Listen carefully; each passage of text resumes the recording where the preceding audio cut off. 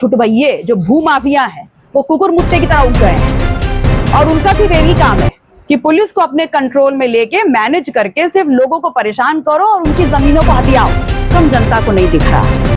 और इस सरकार में जो प्रशासन है और जो बेसिकली पुलिस है वो इतनी ज्यादा बेलगाम हो चुकी है, मुझे लगता है अराजकता दिखने वाली चीज नहीं है, वो तो व्याप्त है। जैसे ये लोग कहते हैं ना कि भगवान हर जगह व्याप्त है। एसपी साहब से बात हो रही है, बात करेंगे एसपी साहब से। बोली डॉक्टर पल्लवी पटेल से राठौर। डॉक्टर पल्लवी पटेल विधायक से राठौर, एसपी साहब से बात कराइए।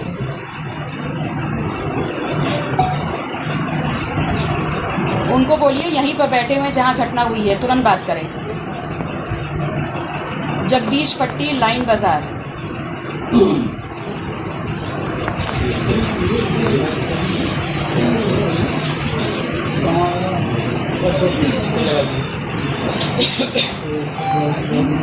सारी जानकारी मैं आपको दूंगी।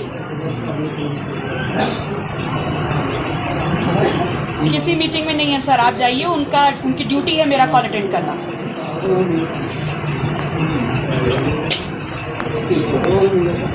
जाइए, बताइए, कॉल बैक करवाइए। जा रहा है कि अधिकारी इतनी ज्यादा मीटिंग्स में बिजी रहते हैं जिसका आउटकम जनता को नहीं दिख रहा। और इस सरकार में जो प्रशासन है और जो बेसिकली पुलिस है वो इतनी ज्यादा बेलगाम हो चुकी है कि भारतीय जनता पार्टी की सरकार में जो हर तरफ सावन दिखाई दे रहा है ना, उसमें इस सूबे के हर जनपद में, हर गली में बहुत ही ज्यादा सामंती सोच वाले छुटभइये जो भू माफिया हैं वो कुकुर मुत्ते की तरह उग गए हैं और उनका सिर्फ यही काम है कि पुलिस को अपने कंट्रोल में लेके मैनेज करके सिर्फ लोगों को परेशान करो और उनकी जमीनों को हथियाओ।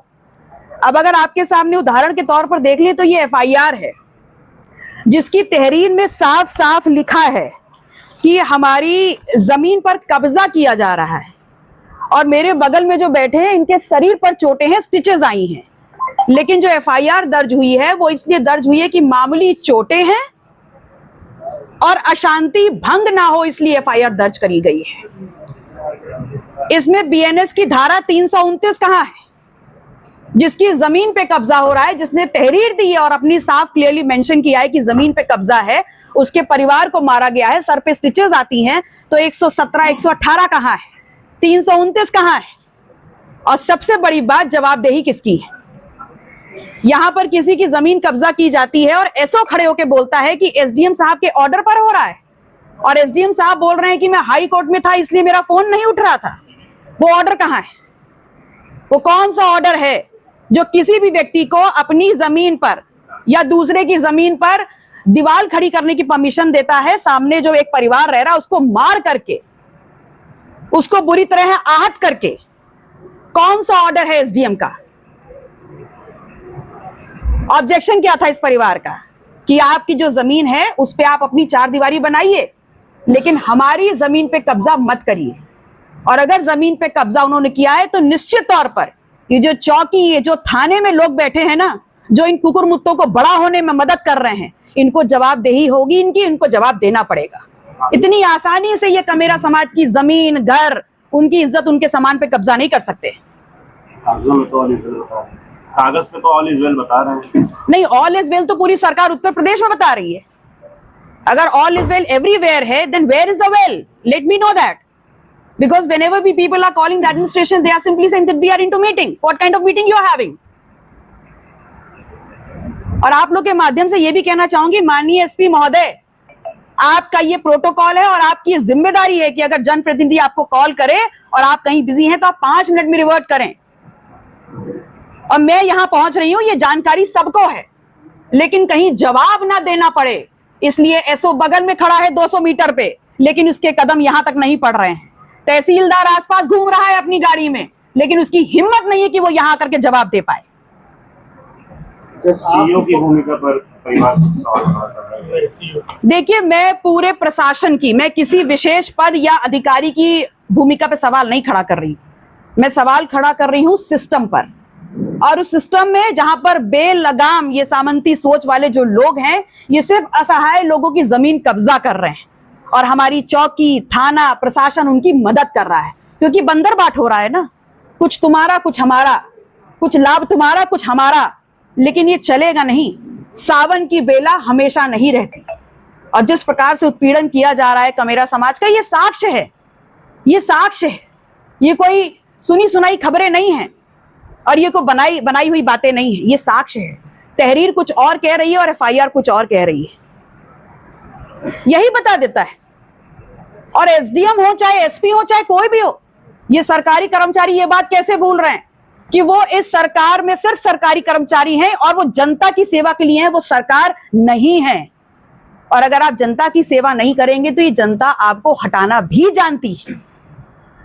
मेरा सिर्फ इतना सवाल है कि जब जमीन इनकी और इनकी तहरीर ये है कि इनकी जमीन पे कब्जा हो रहा है, तो 329 क्यों नहीं है?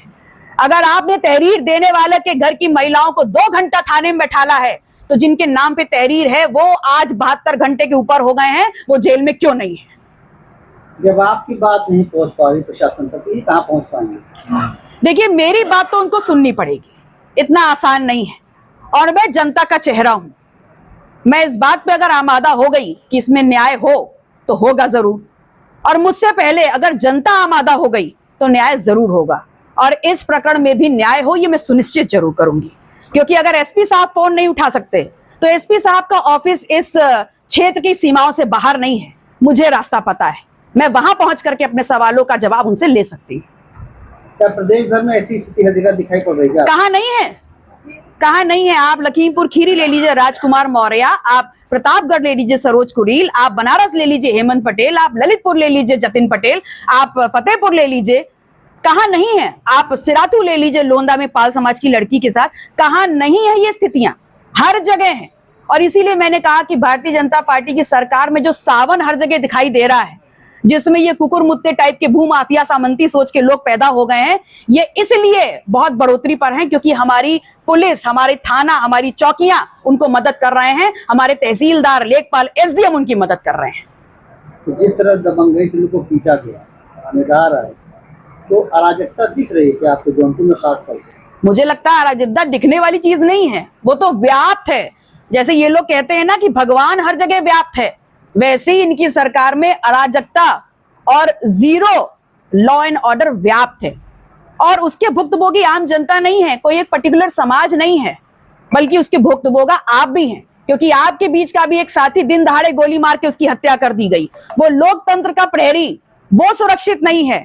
और हम लोग सुरक्षित इसलिए नहीं है क्योंकि लोकतंत्र में जिनकी जिम्मेदारी है हमारी सुरक्षा, वो लोग ही उनसे मिल करके ये अराजकता फैलाए हुए हैं।